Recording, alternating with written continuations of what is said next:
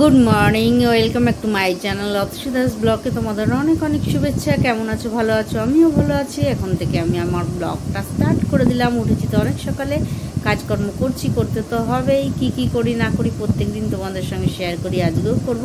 তার আগে পুরো ভিডিওটা দেখবে, কেউ স্কিপ করবে না। ভালো লাগলে অবশ্যই লাইক করবে, সাবস্ক্রাইব করবে, ঘন্টাটা বাজিয়ে দেবে। যখনই আমি নতুন নতুন ভিডিও ছাড়বো তোমাদের কাছে নোটিফিকেশান চলে যাবে, তোমরা টুক করে দেখে নেবে। চলো দেখতে থাকো, সাথে থাকো।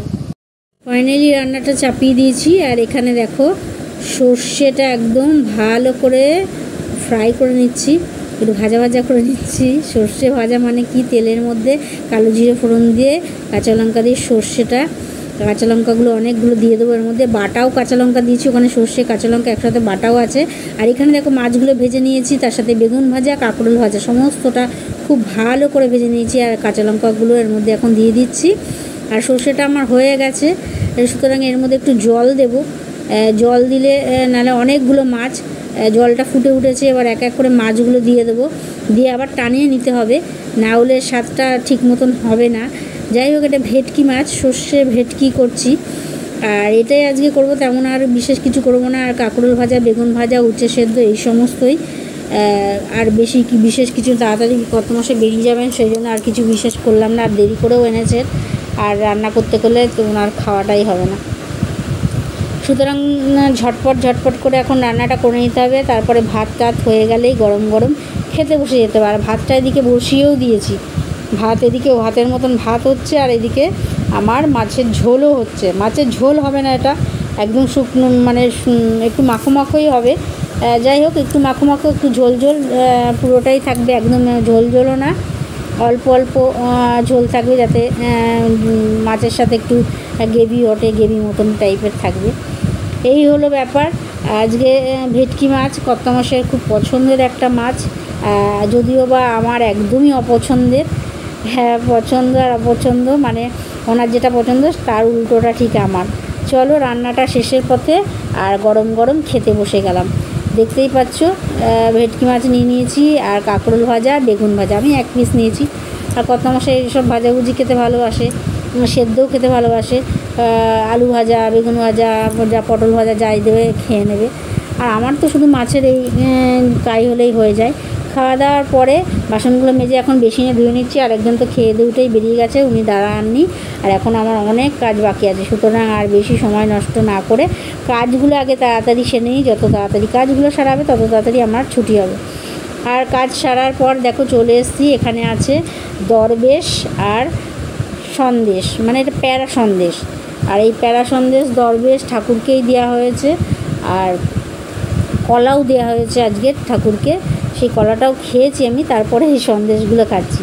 আর এই সন্দেশ খাওয়ার পর দেখো সেলাই করতে বসে যাব। এটা হলো কাটা হয়ে জিনিসটা, আর এখন আমি এটা নিয়ে এখন সেলাই করতে লেগে গেছি। দেখতেই পাচ্ছ, আজকে কমপ্লিট করে ফেলবো। শুধু ছিটটা যে কেটে রেখেছি, ওই কাটা ছিটটা নিয়ে এখন সেলাই করতে, কুর্তিটা বানাতে বসে পড়েছি। আর তোমাদের সঙ্গে শেয়ার করলাম, কারণ সন্ধেবেলাটা কি করব না করব একটুখানি করে নিলে কিন্তু সমস্যা মিটে যায়। তাই আজকে ফাইনালি ভাবছি বসবই, তাই বসেই পড়লাম। আর তারপরেই চলে এসেছি মাঝখানে, মানে সেলাই চালু রয়েছে, তার মাঝখানে একটু টিফিন করে নিলাম। আজকে এই মুড়ি টুড়ি, ঝালমুড়ি এটাই টিফিন। চলো করে নিই। এই কিছুক্ষণ আগে রাতে খাওয়া দাওয়া শেষ করে দিতে সমস্ত কাজকর্ম সেরে চলে এলাম তোমাদের সঙ্গে কথা বলতে। আর আজকে রাত্রে কী খেলাম না খেলাম তোমাদের সঙ্গে তেমনভাবে শেয়ার করতে পারিনি। ওদিকে সমস্ত কাজকর্ম হয়ে গেছে, এখন বাসন টাসন, বেসিন পরিষ্কার, গ্যাস ওভেন পরিষ্কার, ইট জায়গা পরিষ্কার সমস্ত করে নিয়েছি। আর আজকে কী খেয়েছি না খেয়েছি সেটা তোমাদের সঙ্গে শেয়ার করতে পারিনি, কেননা মোবাইলটাই একটুও চার্জ ছিল না। মোবাইলটা চার্জে বসিয়েছিলাম, তাই জন্য আর করতে পারিনি। যাই হোক, বাসন মাজাটা তোমাদের সঙ্গে শেয়ার করতে পারিনি। আর রাত্রিবেলা ওই মাছের ঝোল খেয়েছি, সর্ষে দিয়ে মাছের ঝোল, আর আলু সেদ্ধ ছিল সাথে। এটাই ছিল আজকে রাত্রির ডিনার।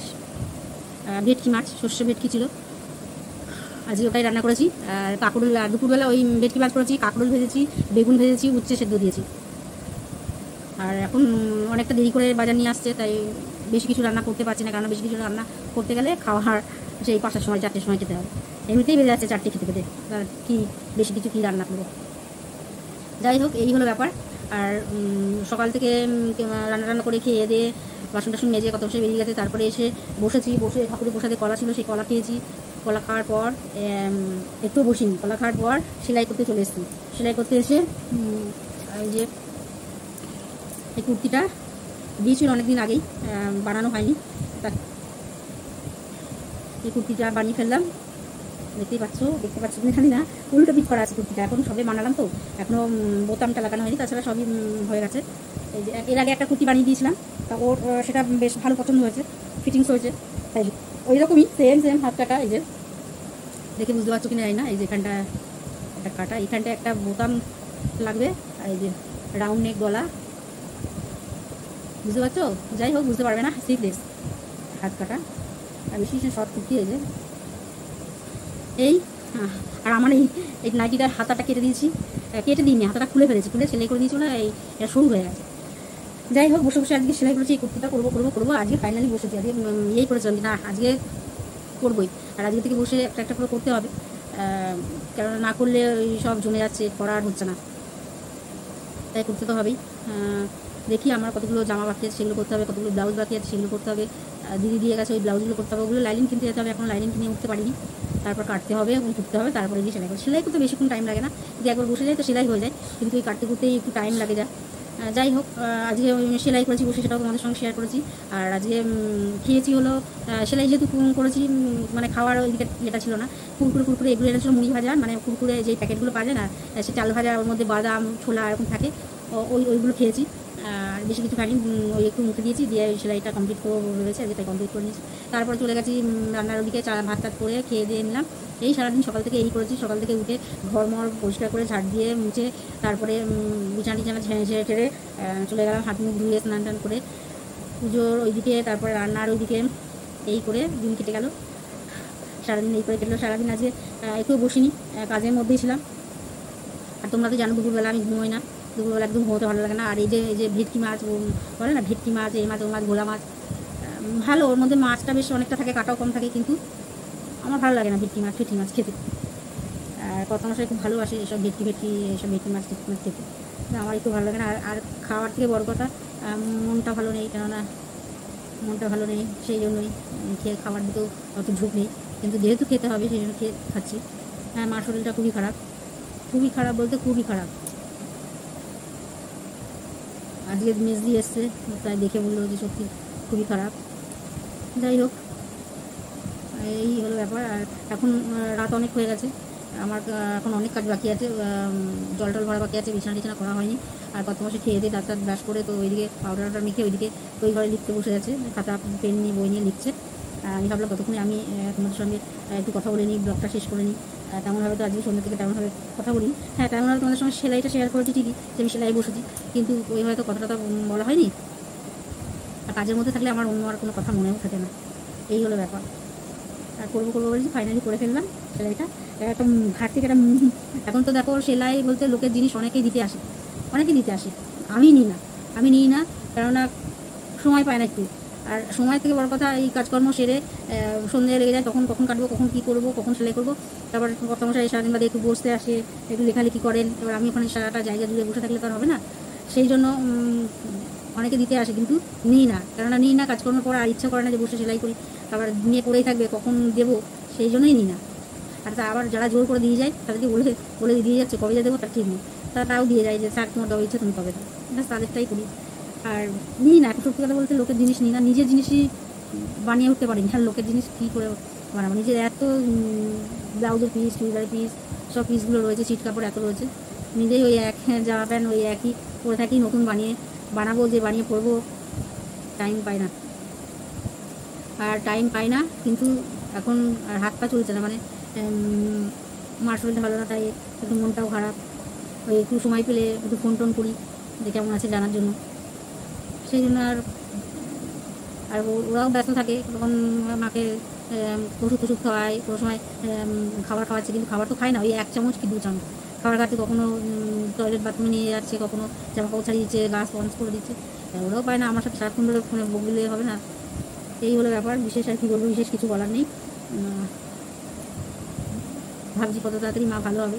আর পাটার মধ্যে আরও পাটা ফেলতে পারতো না, পাটার জন্য সমস্যা হচ্ছে, পাটা ইনফ্যাক্ট পাটায় মানে গোড়ালিতে, আমরা যে মাটিতে বসে খাই তো মাটিতে বসে খায়, আর মাটিতে বসে খেতে খেতে দেখবে গোড়ালির দুটো পায়ে, গোড়ালির একটা পায়ে কালো, গোড়ালিটার মধ্যে মানে গোড়ালির যে একটা হাড় আছে না, এই দু সাইডে, এইদিকে একটা এইদিকে একটা, এই হাড়টা কালো হয়ে যায়, কালো হয়ে জলটা ওইখান থেকে সমস্যাটা হতো, ওইখান থেকে পেকে গিয়ে মানে ফোড়ার মতন হয়ে ফুলে উঠে ওখান থেকে সমস্যাটা, পাটা ফুলে যাচ্ছে।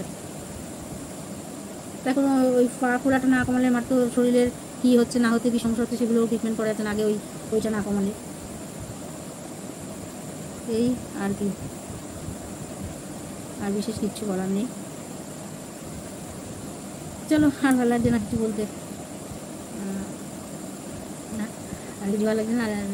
মোটের উপর দিনটা মোটামুটি গেল। আজকে সারাদিন বৃষ্টি হয়েছে কিনা আমি বাইরের দিকে অতটা যাইনি, আর যখন বেরিয়েছি তখন বৃষ্টি পড়ছিল না, বৃষ্টি হয়নি, ওয়েদারটা ঠান্ডা ঠান্ডাই আছে, অসুবিধা নেই। আর বাইরে বেরোয়নি, তাই বৃষ্টি হচ্ছে কিনা সেটাও জানি না। ওয়েদারটা সব মাথা আমারও কাজ করছে না। চলো, আর কি বলবো, আর কিছু বিশেষ বলার নেই। আজকের মতন ব্লগটা এখানেই শেষ করি। চলো, গুড নাইট।